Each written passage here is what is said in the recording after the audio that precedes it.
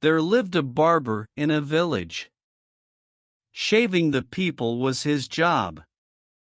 He had a bad habit. He could not keep any secret. Whatever he heard here, he would tell it there. Once the royal barber fell ill. The king called him to do the job. He went to the palace and started cutting the hair of the king, as it was the day for the king's haircut as well. The barber discovered that the king had ears like that of an ass, which normally was invisible, being covered by the turban or the crown. Afterward, the king gave him money and warned, "What you have seen here, you shall tell no one. You know the secret of my ears. If you reveal this secret to anyone, I will get your tongue cut off and you shall be whipped naked. Take this precious necklace as a reward for keeping the secret." When the barber reached home, he was having butterflies in his stomach. He wanted to tell about the king's ears to his wife. But the fear of losing his tongue made him keep quiet. All night he tossed in bed restlessly. The wife wanted to know why he was so restless. He didn't answer. The next day, one of his friends came to his shop for a shave. He wished to tell the secret to his friend. But the king's warning frightened him. He didn't want his tongue cut off and getting whipped. But he was getting very restless. He must tell someone.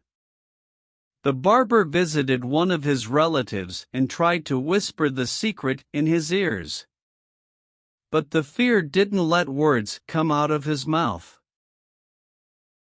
The loose-tongued barber was feeling sick with a secret in his chest. He was sick. His stomach churned and ached. His stomachache was gradually increasing. Tears were coming to his eyes as he gritted his teeth. He didn't know what to do. In confusion, he ran to the jungle. He thought that the trees and plants were dumb. Therefore, there was no harm in telling them the secret. After some thought, he went to a tree and said in a low voice, "The king has donkey ears, the king has donkey ears." The barber felt great relief. His stomach no more ached. He came back home. The same day, a woodcutter came to that jungle.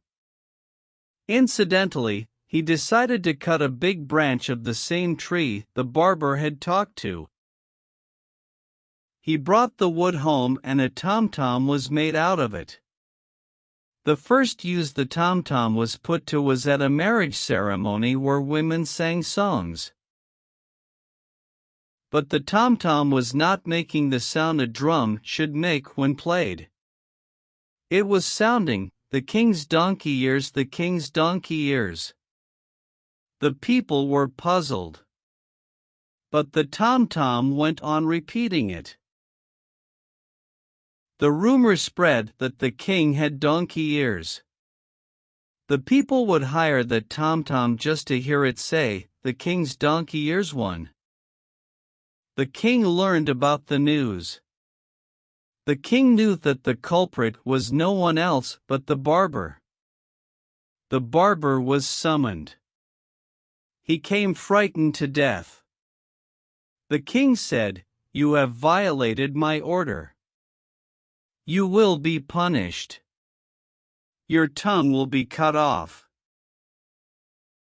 The barber fell at the feet of the king and begged, "Please don't cut off my tongue.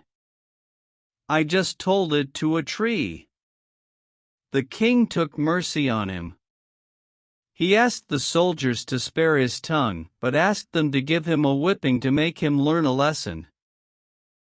The barber was lashed 100 times and he took a vow that he would no more be a loose tongue.